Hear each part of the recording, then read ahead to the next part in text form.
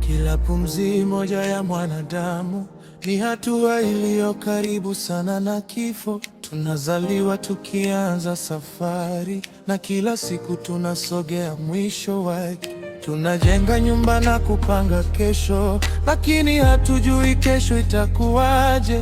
Tunacheka leo na marafiki, lakini muda ondoka bila kuaga. Ndio maana nataka kuishi kwa maana, ndio maana nataka kupenda kwa kweli, kabla jua langu halijazama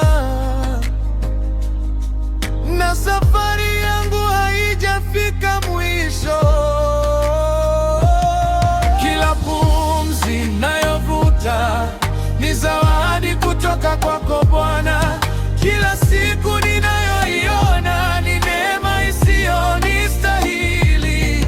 Nifundishe kuhesabu siku zangu, nipate moyo wa hekima, maana kila pumzi ya mwanadamu humkaribisha mwisho wa safari. Na, na, na. Oh.